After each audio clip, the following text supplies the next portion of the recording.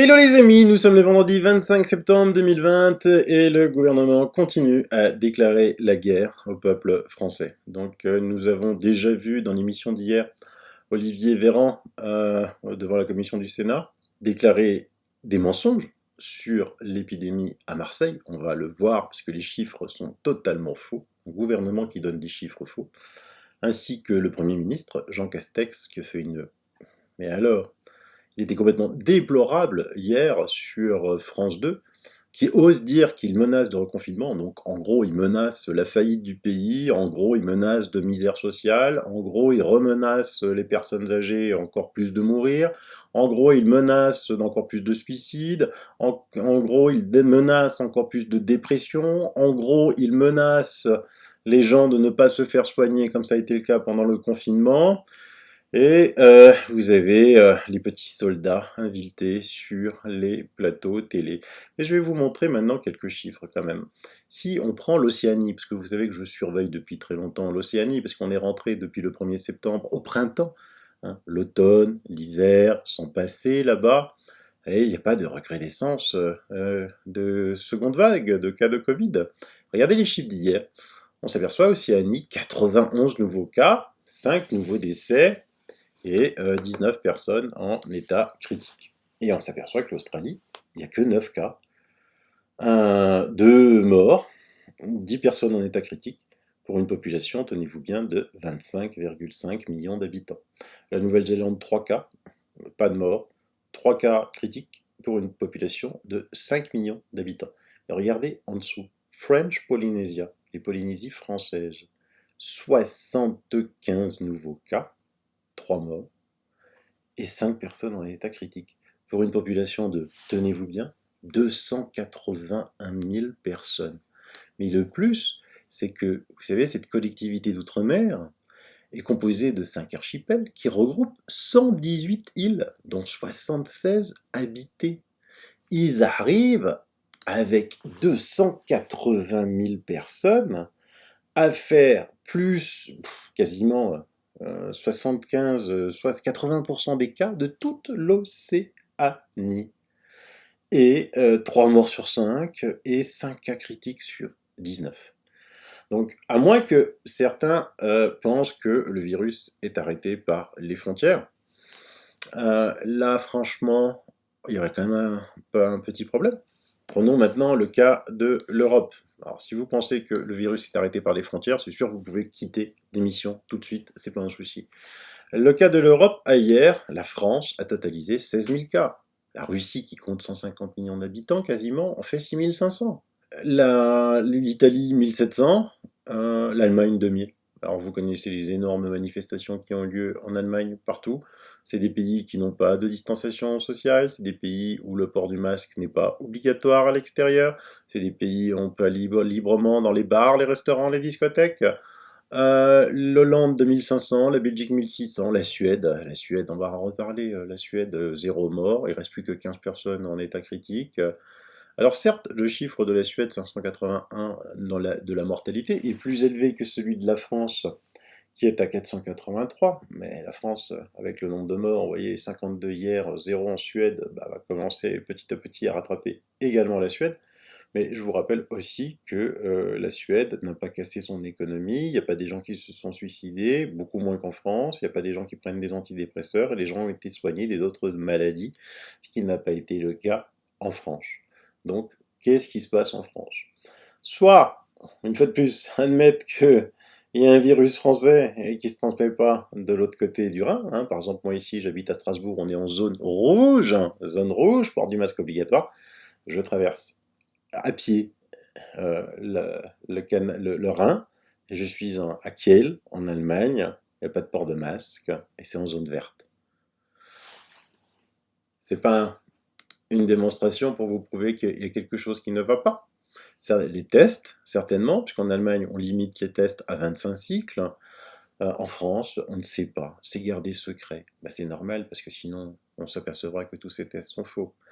Et regardez l'Afrique. L'Afrique, 1,5 milliard d'habitants, hier, totalité du continent africain, a déclaré 2 fois moins de cas que la France, 8 100 86. Et encore, avec les deux pays, Maroc et Sud-Afrique, qui déclarent beaucoup de cas, mais regardez la mortalité du Maroc. Le Sud-Afrique, c'est le seul pays où l'hydroxychloroquine n'est pas prescrite, hein.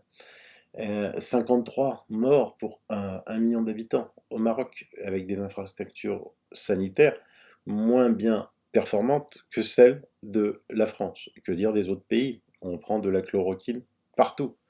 Donc ces chiffres-là, bah, montrez-les, parce que, à mon avis, si quelqu'un a une explication, outre le fait que les tests français sont faux et que les soins français ne sont pas bons, il n'y en a pas d'autres. Il n'y en a pas d'autres. Et alors ce gouvernement en ce moment est si mauvais. Vous avez un ministre de l'Éducation qui va visiter une école et qui fait des fautes de grammaire. Vous avez Olivier Véran qui donne des faux, Jean Castex qui donne des faux, qui dit qu'il n'a même pas téléchargé son application Stop Covid. C'est pas possible d'être aussi nul. Donc soit Macron va les virer tous et puis se poser en sauveur de Marseille et de compagnie, soit il y a quelque chose d'encore pire qui va arriver. Pour vous le prouver, ben, écoutez, je vous laisse plein de liens. Véran galère et dépense des millions pour des tests PCR inutiles avec un rendu trop tardif. La solution promise, les tests anti-hygiéniques. Malheureusement, ces tests sont foireux. Pour éviter de perdre encore une fois la face, il met la France en rouge. Le professeur Raoult, regardez comment le Parisien traite le professeur Raoult, le controversé microbiologiste. Ah bon, il est controversé, mais non, d'abord c'est un infectiologue, il est classé numéro 1 au monde. Il est controversé juste par les médias français qui sont nourris par les milliards et les millions qui sont donnés par l'État à nos impôts, parce que sinon vous n'existeriez pas, le Parisien. Sans les subventions de l'État, le Parisien, vous n'écririez pas des conneries pareilles. Sans nos impôts, vous n'écririez pas cela. Donc arrêtez de dire controversé microbiologiste, il est controversé que par vous, les médias fake news, et personne d'autre, hein. Et donc tout en bas, ils disent le sulfureux de Didier Raoult. Voilà, ça c'est des méthodes journalistiques pour que les gens qui lisent, ils disent ah oui celui-là il est toc toc, hein, les pauvres gens qui lisent uniquement le Parisien, qui ne s'informent pas par ailleurs, hein. Hélas, le professeur Raoult, il n'est pas sulfureux, il n'est pas tout seul. Il y a des millions de médecins dans le monde maintenant, il suffit de regarder la base Cerveau qui traite l'hydroxychloroquine et l'azithromycine, il faudrait peut-être se renseigner, le Parisien. Franchement, que mes impôts servent à vous, au fait que vous continuez à pouvoir écrire de telles idioties, ça me fait mal au cœur, hein. Et donc, le Premier ministre, hier, en plus, sur les plateaux de télévision, enfin, Corinne, elle est gentille, là, elle dit on vous a trompé, mais comment on peut tromper un Premier ministre, hein? Les vrais chiffres de la santé publique France au 24/9, hospitalisation 493, réanimation 121, décès 638, 4 le 2/9. Ils font défaut, ils font défaut. Ça commence à se voir, ça commence à se voir. En plus, on continue à inviter sur les plateaux télé, encore là, un type, là, le professeur Jean-Paul Stahl, spécialiste des maladies infectieuses, mortalité en Suède 4 fois supérieure qu'en France. 4 fois supérieure qu'en France. On l'a vu tout à l'heure dans le tableau. La mortalité en Suède, elle est à 581. Et la mortalité en France, elle est montée, hein. Vous voyez, je vous avais dit, elle est montée à 483. Petit à petit, la France rattrape la Suède, même dans ce domaine de la mortalité pour un pays qui n'a pas foutu son économie en l'air et qui n'a pas de mort indirecte du Covid à se reprocher. Olivier Véran, lui, se déplace à Marseille, encore une fois. Donc la dernière fois qu'il s'était déplacé, il n'a pas été visiter l'UHU. Et donc cette fois-ci, il se rend à l'hôpital public de la Timone, où il visitera notamment le service de réanimation avant de rencontrer un épidémiologiste, le professeur Arnaud Fontanet. Tiens, et Arnaud Fontanet, c'est qui? C'est un membre du conseil scientifique chargé d'éclairer l'exécutif face au Covid-19. Le chercheur Arnaud Fontanet s'alarme de la recrudescence actuelle de l'épidémie. Il fait le point pour les Échos sur la hausse du nombre de cas, le degré d'immunisation de la population et les recherches pour trouver un traitement et un vaccin. Voilà. Ah ben, écoute, il suffit d'aller à l'IHU, pas loin, et ils ont déjà un traitement, ils n'ont pas besoin de vaccin. Moi, je sais pas. Les chiffres que donne l'IHU, c'est 482 personnes. Ils sont validés par l'ARS, parce que vous pensez bien que si les chiffres de l'IHU étaient faux, ce seraient les grandes pages de tous les journaux. Donc ils sont vrais. L'IHU est le meilleur de France. C'est là où il y a le taux de mortalité le plus bas. C'est là où on a pris les meilleures méthodes dès le départ, tester, isoler, traiter. C'est là où il y a le moins de taux de mortalité chez les jeunes, chez les moins jeunes, chez les personnes âgées. Mais on va pas visiter l'UHU, on va pas lui demander comment il fait. En gros, c'est comme si moi je gérais une entreprise avec une implantation dans chaque ville, hein, je donne des objectifs en fonction de vente, et j'ai une société qui fait plus 400%, et les autres font tous moins 400%. Mais je vais visiter la plus mauvaise, ou une des plus mauvaises, et je vais surtout pas voir comment fait la meilleure des sociétés. Vous trouvez ça logique? Non. Et votre bon sens, là, il vous dit quoi? Votre bon sens. À moins de penser que toute l'équipe de l'UHU est de concomitance avec l'ARS, ce qui n'est pas possible, ce qui n'est pas possible. Pourquoi on refuse de constater que le traitement hydroxychloroquine, azithromycine, avec ou sans ajout de zinc, fonctionne? Pourquoi? Et pourquoi on ne va pas demander à l'IUHU comment ils font? Parce que eux, en plus, les tests, les résultats, vous ne les avez pas sous 7 jours, vous les avez sous 7 heures. Donc, Olivier Véran s'est fait gronder par Emmanuel Macron parce qu'il rendait des tests très tardivement, mais il ne va pas voir comment on fait à... il va à la Timone. Bah tiens, on va à la Timone. Vous voulez voir la Timone? Parce que alors eux, ils disent qu'il va y avoir, ils disent depuis longtemps, hein, qu'il y aura une seconde vague. Olivier Véran en fait partie, il y aura une seconde vague à l'automne. Donc qu'est-ce qu'ils ont fait? Ils ont anticipé, parce que moi si je suis ministre de la Santé, comme Olivier Véran, et je pense qu'il va y avoir une deuxième vague à l'automne. Et je sais que le problème de la première vague, ça a été le nombre de lits en réanimation. Je sais que le problème de la première vague, c'était que j'ai dû signer un décret, Olivier Véran a signé un décret le 31 mars, 2020 interdisant aux patients des EHPAD d'aller dans les hôpitaux, se faire soigner. Olivier Véran a signé un décret le 31 mars autorisant les généralistes à injecter du Rivotril, donc à achever, tuer les personnes âgées qui étaient en EHPAD. Olivier Véran qui dit que, hier au Sénat, que sa priorité est de protéger les personnes âgées. D'abord, il les a pas traitées, ensuite, il les a autorisés à les achever. Et donc, maintenant, il veut les protéger. Et donc, qu'est-ce qu'il a fait? Il a dû augmenter le nombre de places de réhab partout en France? Non, il n'a rien fait. Il a dû donner de l'argent aux hôpitaux pour faire face à cette deuxième vague? Non, il n'a rien fait. Bah, regardez, on va aller dans les urgences de l'hôpital de la Timone, voir un petit peu ce qui se passe.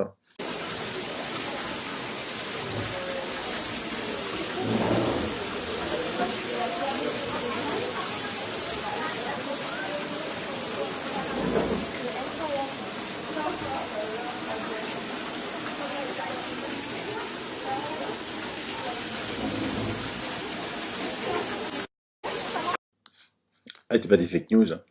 Je l'ai pris sur le Twitter de l'adjointe au maire de Marseille. La réalité du Covid-19, c'est que la zone écarlate est dans l'hôpital. Les mesures d'Olivier Véran sont prises car l'hôpital public va mal. En fermant les bars et les restaurants, on cache les urgences de l'hôpital Timone. Ça tombe bien, il y a été, donc certainement qu'il a dû apporter des milliards, comme dans tous les autres hôpitaux.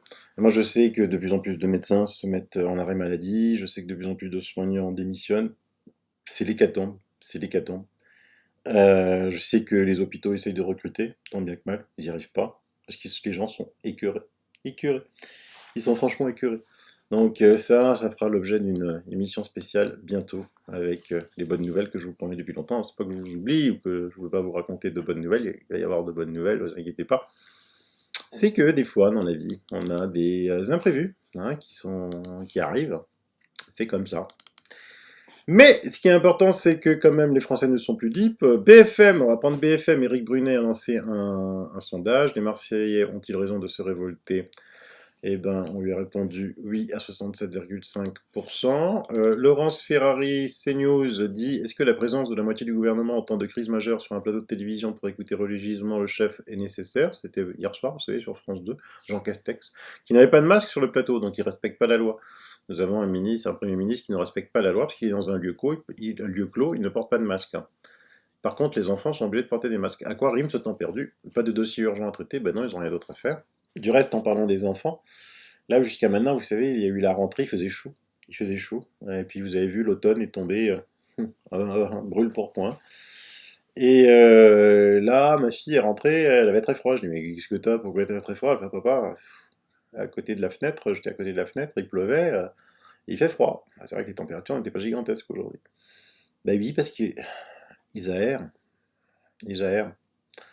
Donc vous pensez bien que maintenant, avec des températures qui vont continuer à baisser, avec cette stupidité de porter un masque et d'aérer, parce que aérer c'est bien, il faut toujours aérer bien sûr, hein, mais franchement, les enfants vont tomber malades comme des mouches. Comme des mouches. Il y en a un qui va éternuer, ça va être attention, test, test, test, test, test, test.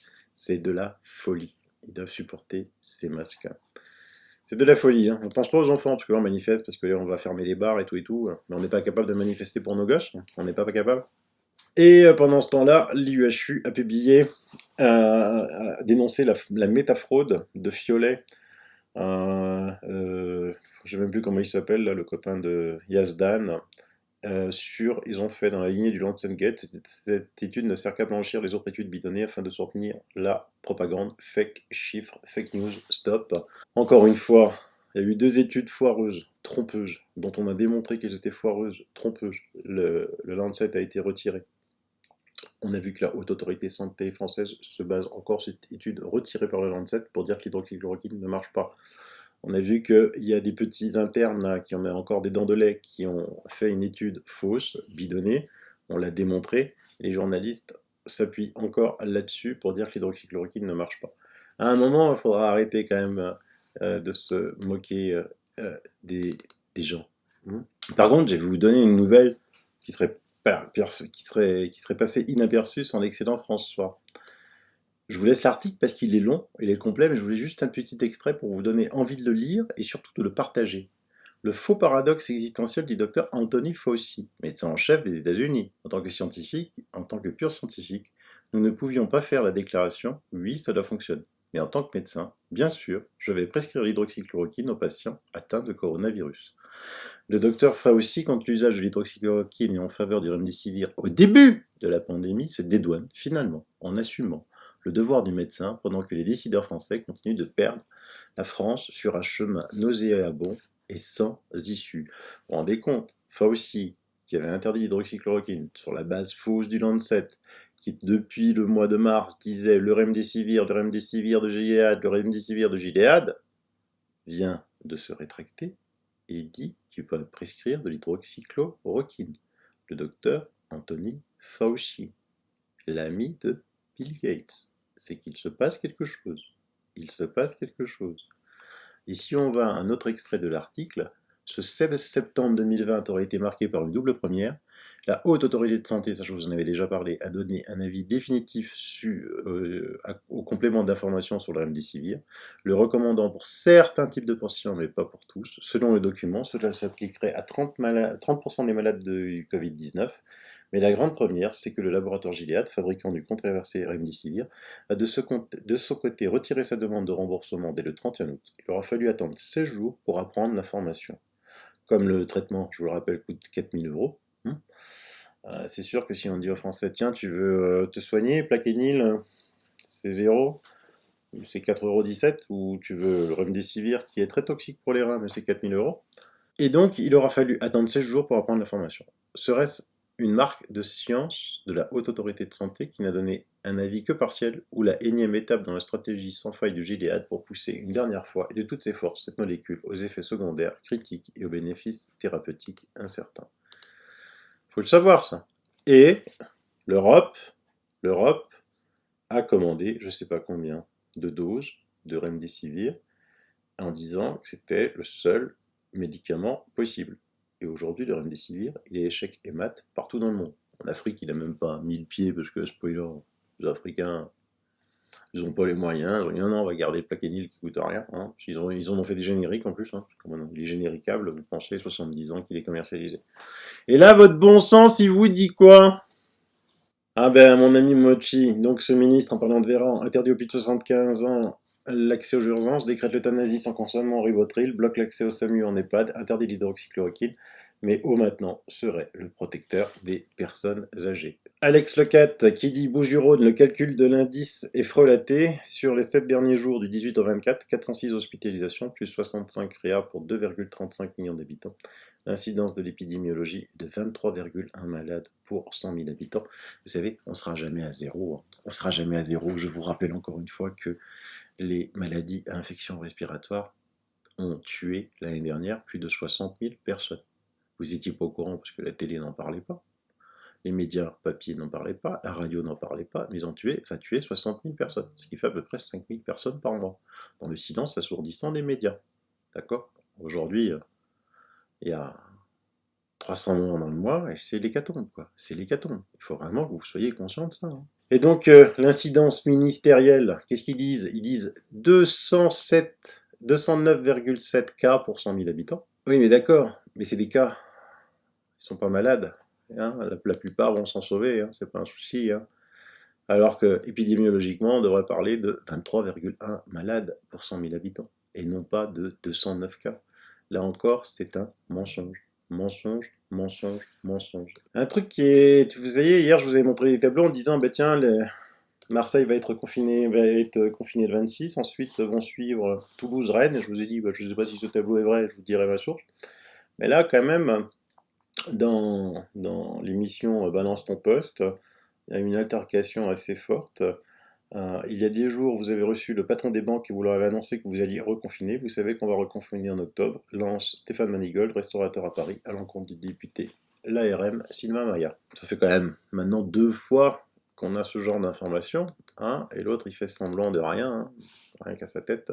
On voit que il a l'air de savoir quelque chose quand même. Voilà. Alors vous, lâchez pas, hein, lâchez pas. Il y aura des bonnes nouvelles. Ils peuvent pas tenir comme ça. Parce qu'une fois de plus, la vérité éclatera, les gens se réveillent, ils font de plus en plus d'erreurs, et donc pour vous rassurer, bah, je vous laisse avec un triptyque magique, le professeur Parola, professeur Toussaint, professeur Toubiana. Heureusement, on les invite encore, mais les gens n'écoutent pas, ils ont peur, ils ont peur. Donc aidez-les à ne plus avoir peur, demandez-leur s'ils pensent que le virus s'arrête aux frontières, montrez-leur les chiffres,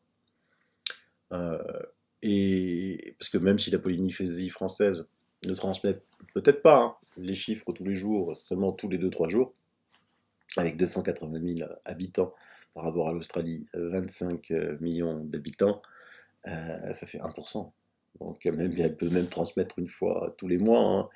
Hein. C'est déjà beaucoup trop, beaucoup trop. Mais elle ne transmet pas tous les mois, je crois qu'elle transmet tous les 2-3 jours. Et donc vous voyez bien qu'il y a un problème. Et je vous invite à venir ici en Alsace. Je vous emmène de l'autre côté du Rhin voir tout se passe bien. Vous avez notre ami Richard Gountry, la minute de Ricardo, qui s'est baladé dans tous les pays du Nord, Norvège, Suède, il a fait la Hollande, vous voyez que tout va bien. Moi je vous assure que mes amis italiens, maintenant, me demandent, mais qu'est-ce que vous faites en France, quoi? Qu'est-ce que vous faites en France? C'est grave quand même, hein. Les Allemands, je vous en parle pas. C'est catastrophique. Donc tout ça va durer encore. On attend les élections américaines. Mais il ne faut pas croire que les élections américaines, c'est le 4 novembre et le 5 c'est fini. Hein. Non, parce que le président ne sera pas désigné le 5 novembre, ça va être un méli-mélo. Je pense que mi-décembre, ça devrait être réglé. On a encore un peu à tenir. On va essayer de, quand même, pour nos enfants, de leur faire passer un très, très joyeux Noël. Allez, c'est notre objectif et je vous laisse avec ces 3 fantastiques histoire que vous remettre un peu le peps, les bonnes nouvelles arrivent. Bye bye, bisous. Nous sommes dans des situations dans lesquelles les conseils et les conseillers qui ont été réunis à partir du mois de mars dans un comité politico-sanitaire n'ont pas discuté de la science, mais ont été à la tentative de justifier un certain nombre de décisions qui n'ont pas permis ensuite de revenir à un débat serein. Nous appelons à ce que ce débat retrouve sa sérénité sur des valeurs et des discussions fondées sur la réalité. Ils ont mis en place une mesure très très forte qui consistait à confiner tout le monde. Vous voyez, cette mesure-là, on ignore encore aujourd'hui quelles vont être les conséquences de cette mesure. Et ils nous disent, au bout du compte, oui, mais si on ne l'avait pas mise en place, on aurait eu beaucoup de morts. En gros, les 500 000 morts qui avaient été annoncés, c'était si on ne faisait pas de confinement. Or, on a fait le confinement et on n'en a eu que 20 000 ou 30 000, bon, enfin, en comptant les EHPAD. On va dire 30 000. C'est là où il y a une erreur de causalité, c'est de dire que les 500 000 morts qu'on a évités, c'est grâce à la mesure qu'on a mise en place. Il y a 2 événements qui arrivent en même temps, donc c'est la co-occurrence, épidémie et mesures contre l'épidémie.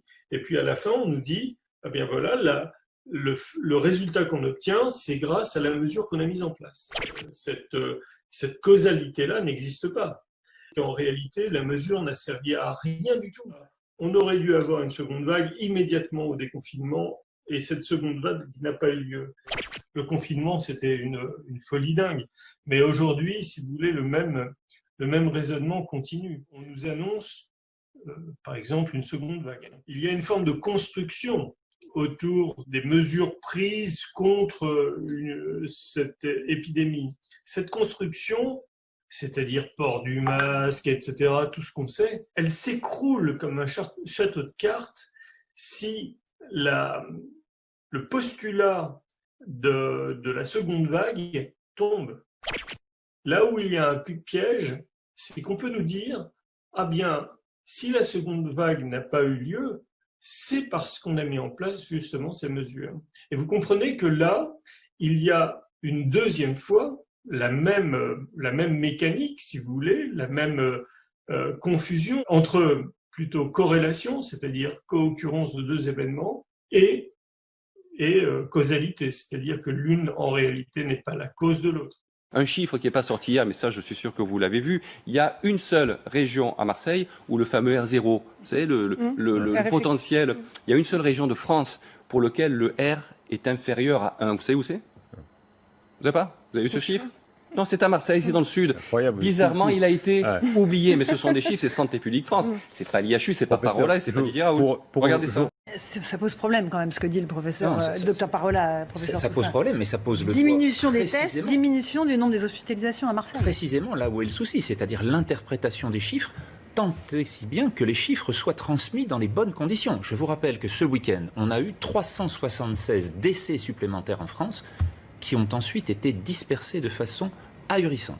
La première parce que les 123 patients décédés dans un seul hôpital de l'Essonne étaient en fait décédés sur l'ensemble des 3 mois de l'été.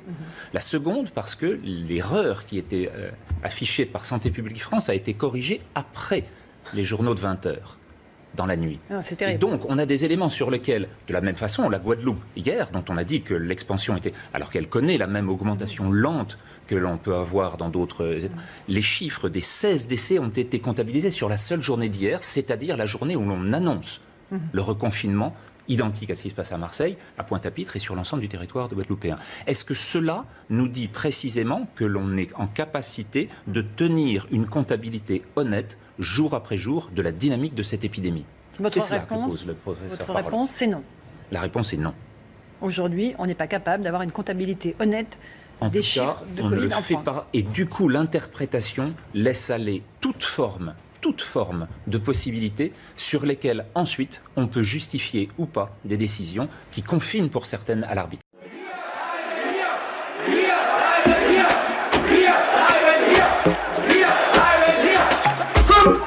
Leute sind angeblich hier und angeblich aufgelöst. What? Das ist doch gar nicht wahr. Das ist doch gar nicht wahr. Die Lügen in diesem Staat schlucken wir jeden Tag. Doch jetzt sehe ich es klar. Deine Propaganda. Bla bla bla bla bla. Fake News Media. Das ist doch gar nicht wahr. Das ist doch gar nicht wahr.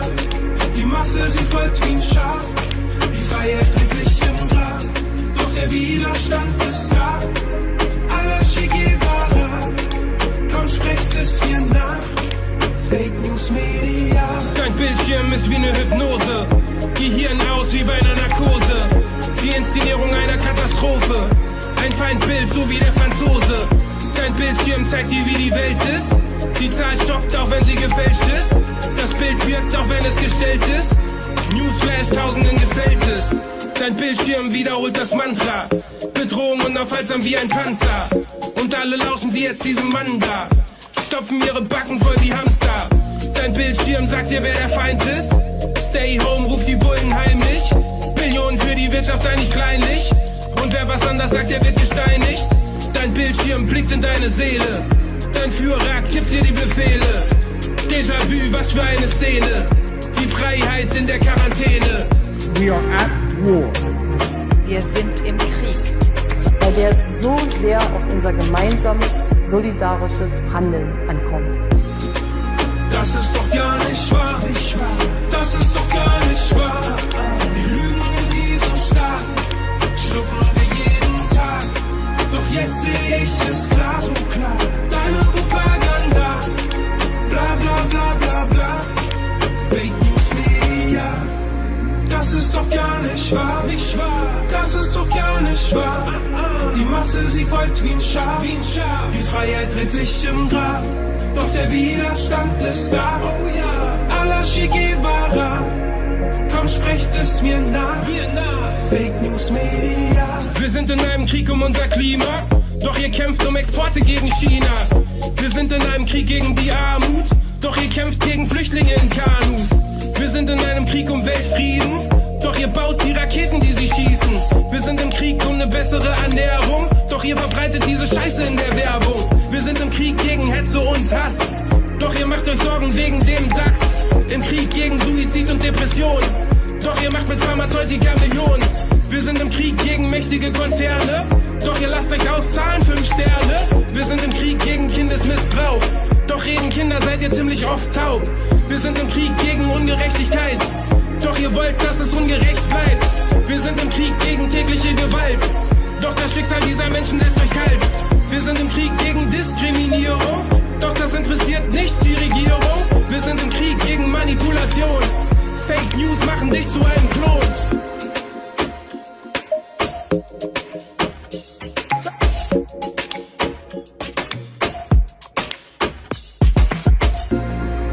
Das ist doch gar nicht wahr. Das ist doch gar nicht wahr. Die Lügen in diesem Staat schlucken wir jeden Tag. Doch jetzt sehe ich es klar. Deine Propaganda, bla bla bla bla bla. Fake News Media, das ist doch gar nicht wahr. Das ist doch gar nicht wahr. Die Masse ist folgt wie ein Schaf. Die Freiheit wird sich im Grab. Doch der Widerstand ist da. A la Che Guevara. Komm, sprecht es mir nach.